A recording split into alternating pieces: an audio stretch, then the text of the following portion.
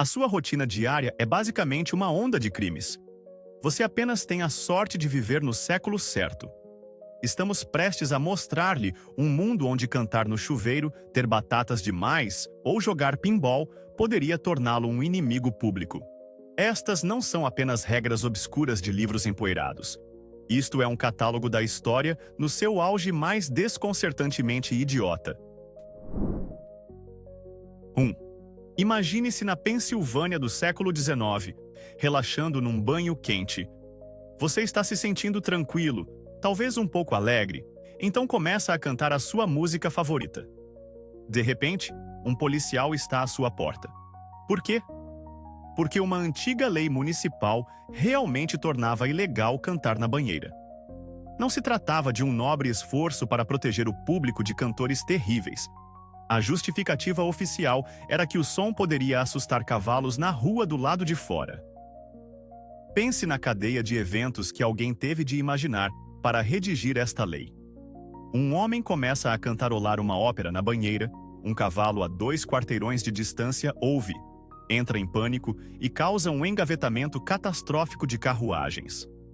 É um nível de raciocínio de causa e efeito que é ao mesmo tempo insano e magnífico. Também implica a existência de uma divisão especial das forças da ordem dedicada a monitorar a acústica dos banheiros. 2. Na maior parte do mundo, esquecer o aniversário da esposa rende-lhe o tratamento de silêncio ou uma noite no sofá. Mas na nação insular de Samoa, nos dias de hoje, isso pode render-lhe uma intimação judicial. Isso mesmo, é genuinamente, legalmente e de forma aplicável contra a lei que um marido esqueça o dia especial da sua esposa. Se uma esposa decidir denunciar essa transgressão, o marido pode ser oficialmente interrogado, advertido e até multado pelas autoridades. Isto não é algum texto antigo esquecido. Esta é uma tentativa contemporânea de legislar a consideração pelo próximo. É preciso admirar a ambição. Transforma um simples descuido doméstico numa questão de segurança de Estado. Só se pode imaginar o drama no tribunal. Meritíssimo, ele alegou que o calendário do celular misteriosamente apagou o lembrete. A acusação encerra. 3. Hoje, o pinball é um clássico nostálgico dos arcades. Mas desde os anos 1940 até 1976, era o inimigo público número 1 na cidade de Nova York. O prefeito Fiorello LaGuardia travou uma guerra pessoal, quase fanática, contra essas máquinas, convencido de que eram uma ameaça mecânica e um caminho para a ruína. Ele as via não como jogos de habilidade, mas como dispositivos de apostas insidiosos controlados pela máfia para corromper a juventude da cidade e drenar o dinheiro do almoço deles. Ele ficou famoso por liderar batidas teatrais, destruindo máquinas de pinball confiscadas com uma marreta diante dos fotógrafos da imprensa. Durante décadas, o pinball foi empurrado para a clandestinidade. A proibição só foi levantada depois que um gênio do pinball chamado Roger Sharp, numa lendária apresentação no tribunal, provou que era um jogo de habilidade ao anunciar uma jogada específica e em seguida executá-la, deixando o conselho atônito e forçando-o a ceder. 4. Na Grã-Bretanha do século XIX, a sua escolha de fantasia de Halloween poderia ter levado à sua prisão. O Vagrancy Act de 1824 era uma legislação abrangente que visava adivinhos, vigaristas e qualquer pessoa que usasse artifícios subtis para enganar o público. Era a época do espiritismo e das sessões mediúnicas, em que falsos médiuns encenavam aparições para burlar famílias enlutadas. A lei foi criada para os deter, mas a sua redação maravilhosamente vaga tornava ilegal que qualquer pessoa fingisse ser um fantasma, espírito ou outro ser sobrenatural. Isto significava que, embora a lei visasse fraudadores sofisticados, tecnicamente também se aplicava a uma criança com um lençol na cabeça a dizer "bu". Criou-se uma hilariante zona cinzenta legal entre a personificação espectral profissional e simplesmente ser assustador por diversão. 5. Na antiga cidade de Nova York, a limpeza estava próxima da piedade, mas funcionava com um horário muito rigoroso. Uma regulamentação municipal tornava ilegal sacudir tapetes, carpetes ou esteiras pela janela depois das 8h da manhã. Se quisesse partilhar a poeira e os detritos acumulados do seu apartamento com o mundo lá embaixo, tinha de ser madrugador. Tratava-se de uma tentativa prática de evitar que os peões recebessem um duche indesejado de sujidade a caminho do trabalho. Pinta um quadro incrível de um ritual urbano diário.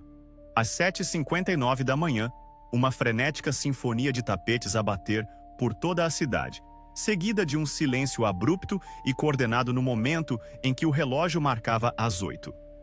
Era uma corrida contra o tempo em que o prêmio era um chão limpo e a penalidade era viver na imundície até a manhã seguinte. 6.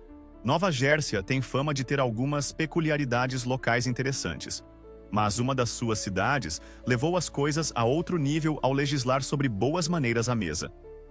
Uma regulamentação local chegou a tornar oficialmente ilegal sorver a sopa ruidosamente em público.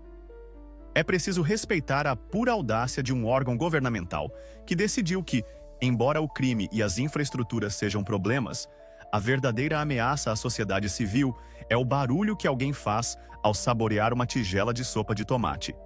Transforma cada restaurante num potencial local de crime. Imaginem agentes à paisana a escutar atentamente o som revelador, prontos a entrar em ação. Embora provavelmente nunca tenha sido aplicada com pena de prisão, o facto de um grupo de legisladores se ter sentado, debatido e aprovado isto como lei é um belo testemunho da capacidade da humanidade de se concentrar no que realmente importa. 7. Se alguma vez lhe disseram que você não consegue cantar nem dentro de um balde, você teria sido um criminoso procurado numa certa cidade da Carolina do Norte. Uma antiga lei municipal tornava explicitamente ilegal cantar desafinado. Não se tratava de apresentações públicas. Isto aplicava-se ao canto em geral. É uma lei que é ao mesmo tempo hilária e existencialmente aterrorizante. Como seria aplicada? Teriam um esquadrão de polícia da afinação a percorrer as ruas com diapasões, pronto para emitir multas por notas desafinadas? Imagine a cena no tribunal. A acusação apresenta a prova A, uma testemunha que ouviu a interpretação horrivelmente desafinada do réu de uma canção folclórica popular. Representa uma visão utópica e francamente aterrorizante de um mundo onde a mediocridade musical não é apenas mal vista, mas ativamente processada judicialmente. 8. A França é celebrada como a capital mundial do romantismo, o que torna esta lei em particular uma obra-prima de ironia. No início do século XX, era proibido beijar nas plataformas dos comboios. Isto não era uma cruzada moral contra demonstrações públicas de afeto. Era uma medida desesperada para manter o horário nacional dos comboios. Aparentemente, os casais entregavam-se a despedidas tão longas, apaixonadas e cinematográficas que causavam regularmente atrasos significativos. As autoridades ferroviárias foram obrigadas a escolher entre o amor e a pontualidade, e a eficiência venceu. É o problema mais maravilhosamente francês que se possa imaginar. A infraestrutura do país estava a ser posta de joelhos pelo puro poder do romance.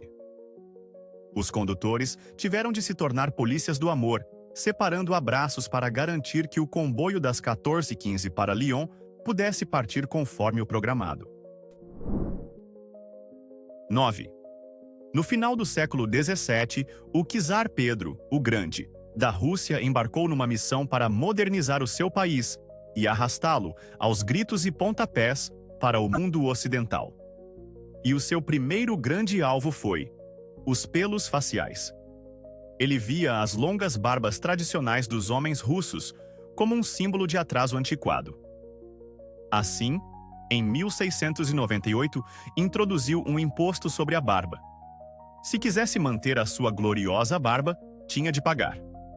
Após o pagamento, recebia-se uma ficha especial de cobre, basicamente uma licença de barba, que tinha de ser transportada em todos os momentos.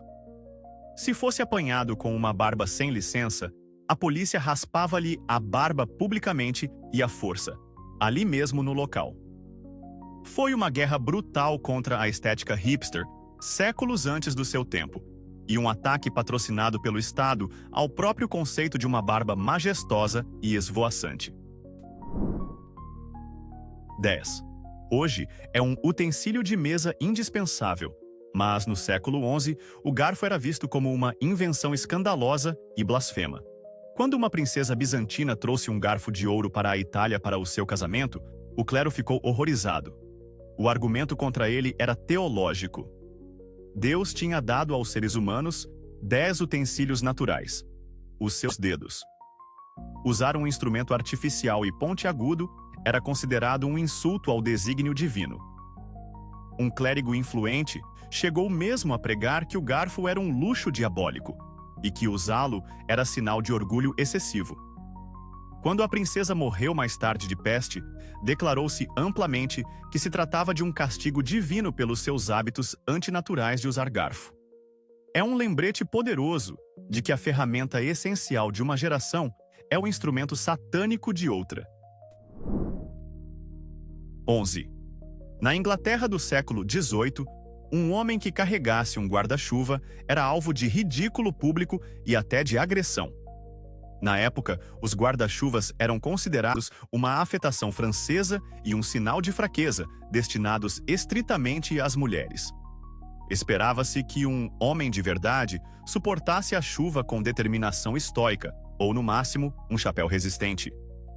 Quando o filantropo Jonas Hanway se tornou um dos primeiros homens a usar consistentemente um guarda-chuva em Londres, foi ridicularizado e insultado diariamente durante mais de 30 anos. A oposição mais violenta veio dos cocheiros de carruagens de aluguel, que viam o guarda-chuva como uma ameaça direta ao seu negócio. Afinal, se as pessoas pudessem manter-se secas enquanto caminhavam, quem pagaria por uma corrida? Eles salpicavam intencionalmente Hanway com lama e gritavam insultos, tudo por causa do seu escudo portátil contra a chuva. 12. A humilde batata é agora um alimento básico mundial, mas quando chegou pela primeira vez à França, foi tratada com extrema desconfiança e medo. De facto, em 1748, o parlamento francês proibiu oficialmente o cultivo de batatas. Por quê?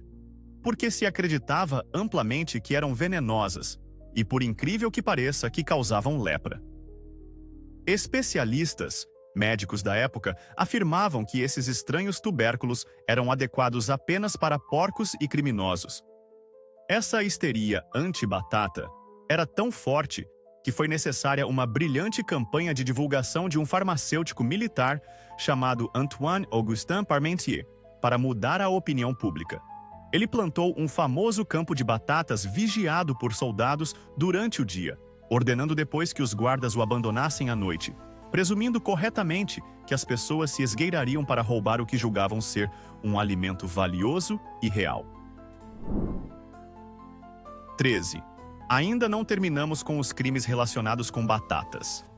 Num exemplo muito mais moderno de estranheza legislativa, já foi ilegal na Austrália Ocidental estar na posse de mais de 50 quilogramas de batatas.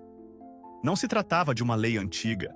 Era aplicada ao abrigo do Potato Marketing Corporation Act de 1946. Este poderoso organismo governamental tinha autoridade para controlar o mercado da batata e, para fazer cumprir as suas regras, podia mandar parar e revistar qualquer veículo suspeito de contrabando de batatas. Se alguém fosse apanhado com um carregamento ilícito de batatas, estas podiam ser confiscadas. Isto criou um mercado negro de batatas, e a imagem absurda de uma polícia da batata a mandar encostar carros na autoestrada, não à procura de drogas ou armas, mas de um excedente ilegal de batatas para assar. 14. Embora a maioria das leis desta lista seja ridícula, esta toma um rumo muito mais sombrio, revelando como a arte pode ser vista como uma ameaça genuína. Tanto na Alemanha nazi como na União Soviética, a arte abstrata era efetivamente ilegal. Ambos os regimes totalitários, apesar de se encontrarem em extremos opostos do espectro político, partilhavam um ódio profundo por qualquer arte que não se conformasse com as suas ideologias rígidas. Os nazis rotulavam-na de arte degenerada, alegando que era um produto da corrupção judaica e bolchevique que poluía o espírito nacional. Os soviéticos chamavam-lhe formalismo burguês, uma distração decadente e sem sentido da gloriosa tarefa de construir o comunismo. Os artistas eram perseguidos, as suas obras eram confiscadas ou destruídas, e apenas o realismo heróico aprovado pelo Estado era permitido. É um lembrete arrepiante de como os autocratas temem tudo aquilo que não conseguem controlar facilmente. 15. Durante a ocupação alemã de Paris na Segunda Guerra Mundial, os nazis proibiram a publicação de palavras cruzadas. À primeira vista, parece uma restrição bizarramente mesquinha.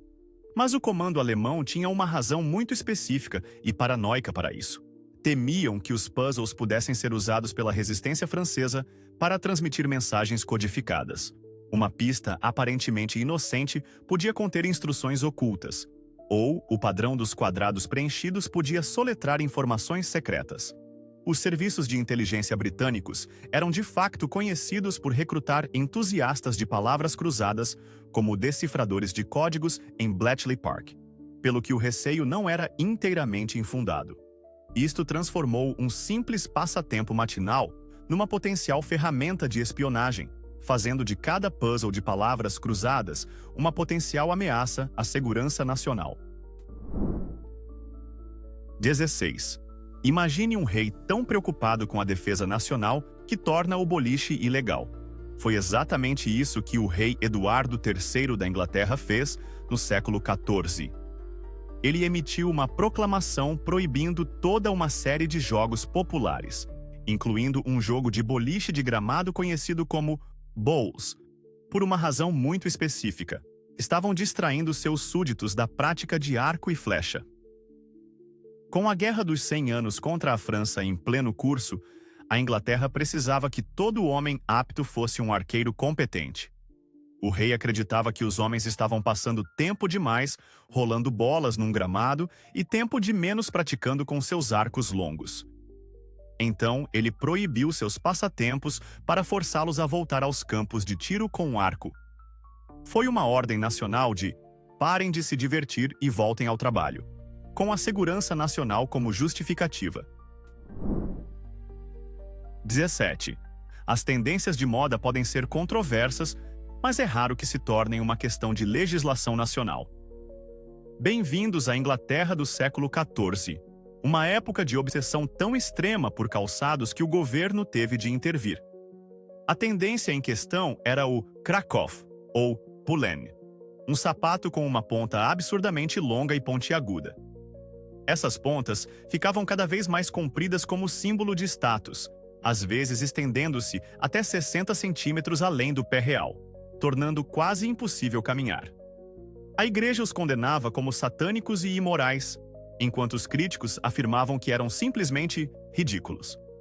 Finalmente, em 1463, o rei Eduardo IV aprovou uma lei limitando o comprimento da ponta do sapato a meras 2 polegadas. Foi uma guerra oficial, imposta pelo governo contra calçados considerados escandalosos demais para o reino. 18. Em muitas culturas, certas cores são associadas à realeza, mas o Império Azteca levou isso a um nível completamente diferente. Lá, a cor amarela era estrita e exclusivamente reservada ao próprio imperador. Isso não era apenas uma sugestão ou uma diretriz de moda. Era uma lei rigidamente aplicada. Usar amarelo era um crime capital, porque a cor estava diretamente associada ao Sol, uma divindade maior, e, por extensão, ao imperador, que era visto como seu representante na Terra. Para um cidadão comum, vestir amarelo era um ato de profunda blasfêmia e traição, como se estivesse tentando se passar por um deus. É talvez o exemplo mais extremo de código de vestimenta da história, em que escolher a cor errada para sua roupa não era apenas uma gafe de moda, era uma sentença de morte. 19. Talvez não haja ninguém na história que tenha odiado a diversão mais do que Oliver Cromwell. Após a Guerra Civil Inglesa, este líder puritano e o seu governo decidiram abolir tudo o que consideravam frívolo ou imoral, e no topo da sua lista negra estava o próprio Natal. Em 1647, o parlamento proibiu oficialmente a celebração do Natal, e juntamente com ela, uma das suas mais deliciosas tradições, a torta de carne picada. Estas tortas eram vistas como um símbolo de gula pagã e excesso católico. Era sabido que soldados patrulhavam as ruas de Londres, confiscando à força quaisquer tortas de carne picada que encontrassem. Durante mais de uma década, celebrar o Natal com comida festiva foi um ato subversivo e ilegal. Tratou-se de uma guerra contra a alegria natalícia, patrocinada pelo governo, liderada por um homem que aparentemente considerava a alegria um pecado. 20. O seu ritual diário de café é uma necessidade moderna, mas na Meca do século XVI, era uma atividade criminosa. Quando o café foi introduzido pela primeira vez, tornou-se enormemente popular, e cafés surgiram por toda a cidade. Mas as autoridades passaram a desconfiar profundamente destes novos estabelecimentos. Não eram apenas locais para beber uma bebida, estavam a tornar-se centros vibrantes de discussão intelectual, debate político e mexericos. O governador de Meca, temendo que estas conversas estimuladas pela cafeína pudessem gerar sedição e dissidência, declarou o café e os cafés ilegais em 1511. O abastecimento de café da cidade foi queimado, e qualquer pessoa apanhada a bebê-lo podia ser punida. A proibição durou pouco tempo, mas permanece como um exemplo perfeito de um governo aterrorizado pelo simples poder das pessoas se reunirem para conversar. 21. Na União Soviética, o Estado controlava tudo, incluindo aquilo que se podia ouvir. Durante décadas, a maioria das formas de música ocidental foi estritamente proibida.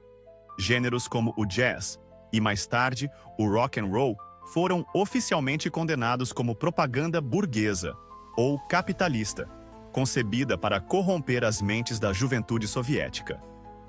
Possuir um disco dos Beatles ou um álbum dos Rolling Stones era um arriscado ato de rebelião. Surgiam clubes secretos de música nos ossos, onde faixas proibidas eram rudimentarmente gravadas em radiografias antigas para serem distribuídas no mercado negro. Ser apanhado com esta música podia ter consequências graves, desde humilhação pública até a expulsão da universidade ou a perda do emprego. Era um sistema em que uma simples canção pop era tratada como uma perigosa peça de contrabando ideológico.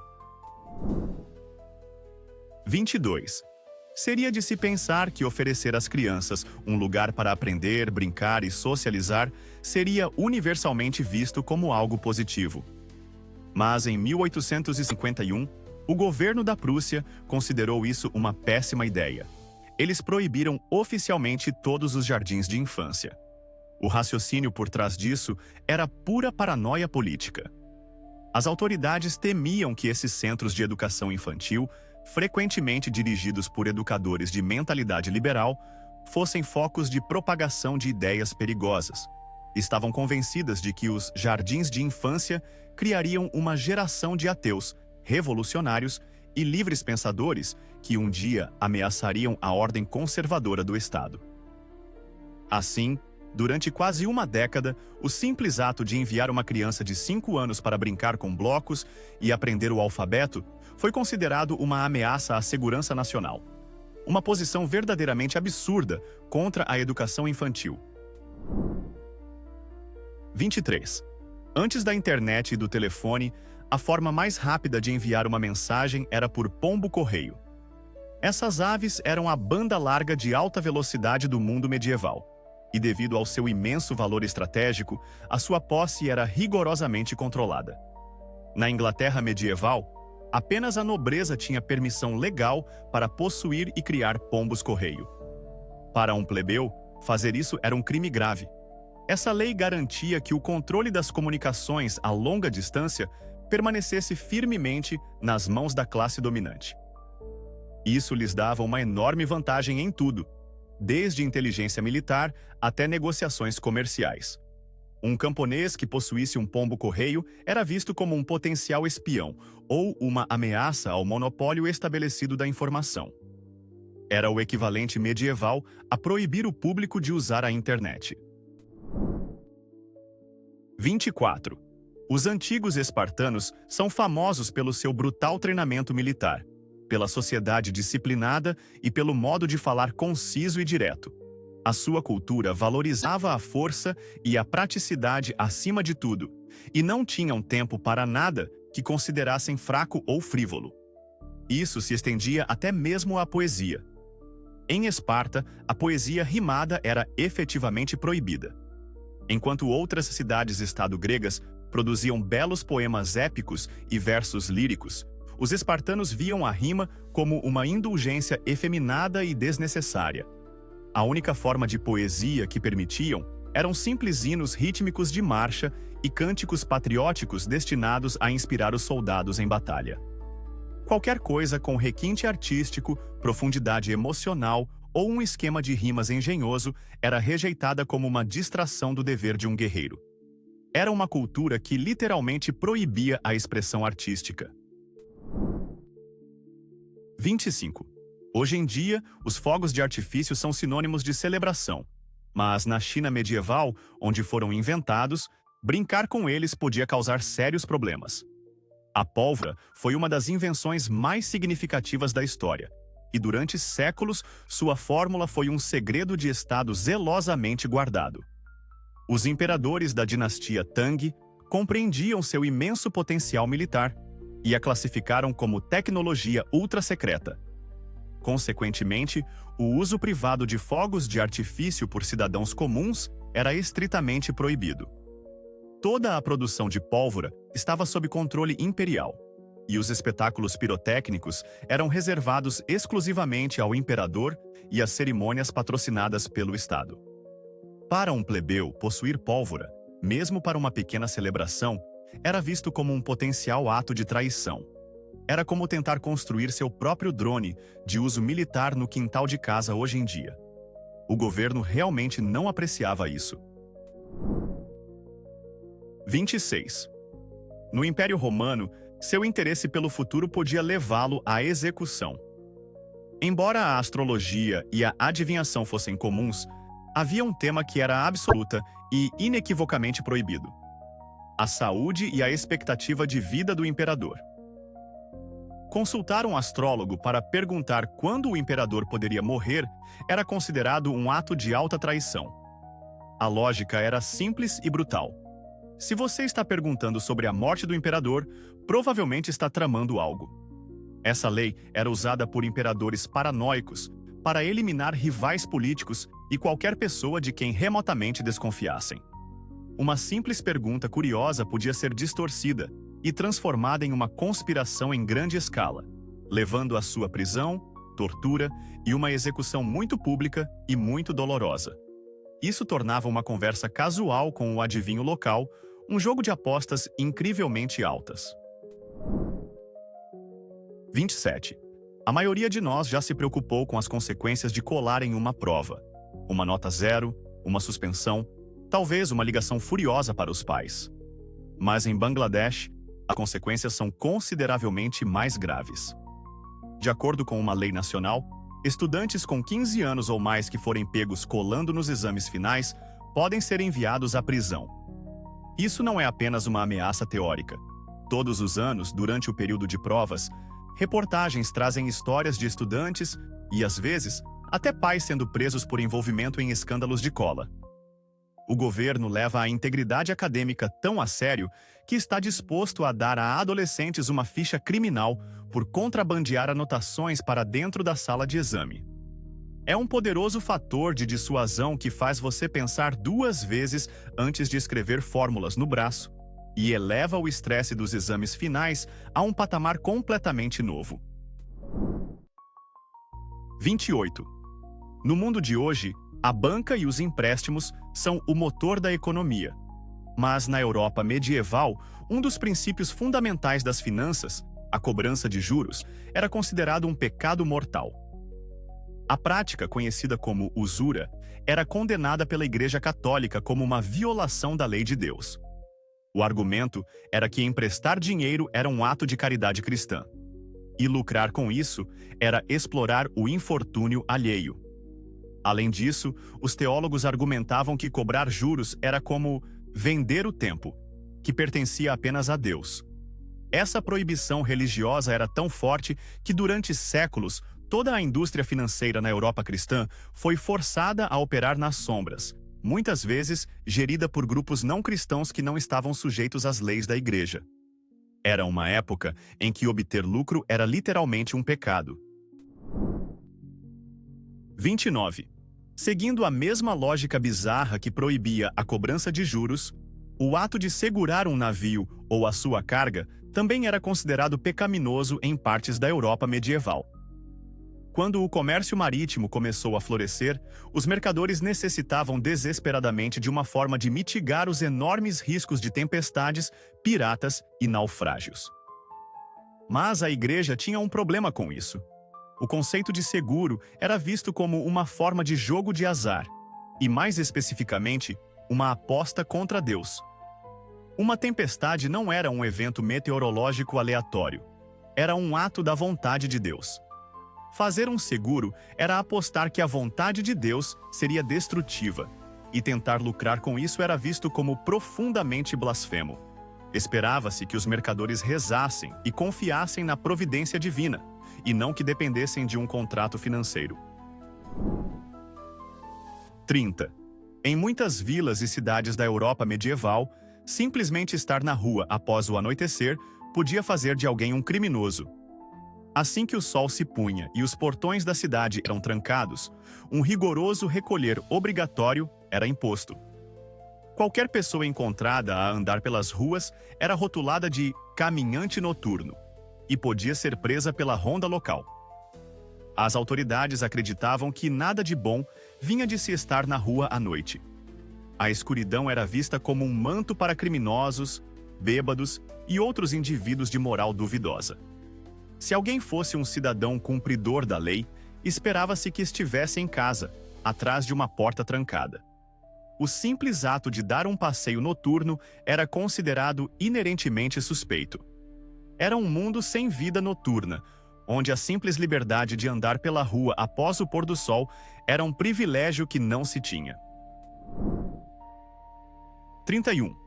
Durante séculos, o progresso no campo da medicina foi gravemente prejudicado por um poderoso tabu: a proibição da dissecação humana. Tanto na Roma antiga como em grande parte da Europa medieval, abrir um corpo humano, mesmo para estudo científico, era visto como uma profanação dos mortos e era estritamente proibido tanto pela lei como pela doutrina religiosa. Como resultado, médicos e anatomistas tinham uma compreensão muito limitada e frequentemente extremamente imprecisa de como o corpo humano realmente funcionava. O seu conhecimento baseava-se em textos antigos e na dissecação de animais como porcos e macacos, que presumiam ser suficientemente semelhantes aos humanos.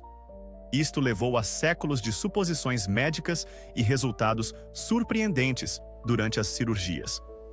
Toda a base da medicina moderna dependeu da violação desta lei ancestral. 32. O xadrez é hoje considerado o jogo supremo de estratégia e intelecto, um ginásio da mente. Mas em várias épocas e em diferentes partes do mundo islâmico foi declarado ilegal. Vários califados e eruditos religiosos condenaram o jogo por diversas razões. Alguns argumentavam que era uma forma de jogo de azar, estritamente proibido no Islão, mesmo que não se apostasse dinheiro. Outros opunham-se às peças esculpidas, que consideravam uma forma de idolatria. Mas a queixa mais comum era simplesmente que o xadrez era uma enorme distração. Os eruditos temiam que os jogadores ficassem tão absortos no jogo que negligenciassem as suas orações diárias e outros deveres religiosos. Era visto como um passatempo perigosamente viciante, capaz de afastar a mente de um crente de Deus. 33. Hoje, A valsa é vista como o epítome da elegância de salão, uma dança clássica, quase antiquada. Mas quando varreu a Europa pela primeira vez, no final do século XVIII e início do século XIX, foi condenada como um espetáculo chocante, escandaloso e absolutamente indecente. Antes da valsa, a dança formal envolvia passos intrincados em que os parceiros mal se tocavam nas pontas dos dedos. A valsa, porém, introduziu um conceito revolucionário e horripilante: o abraço fechado. Pela primeira vez, um homem colocava firmemente a mão na cintura de uma mulher e ambos dançavam num abraço próximo, girando rapidamente pelo salão. Os guardiões da moral da época ficaram absolutamente horrorizados. Denunciaram-na como uma dança alemã desavergonhada e indecente, que levaria ao colapso moral. Pregadores fizeram sermões contra ela, e em algumas partes de Inglaterra e da Alemanha, foi oficialmente proibida como uma ameaça à virtude pública. O talento da humanidade para criar regras idiotas é verdadeiramente interminável. E sabemos que esta lista é apenas o começo. Agora é a vossa vez. Qual é a lei histórica escandalosamente estúpida que foi um crime da nossa parte ter esquecido? Exponham a nossa falha nos comentários abaixo. Se gostaram deste guia sobre a insanidade histórica, mostrem o vosso apoio com um gosto e subscrevam para mais.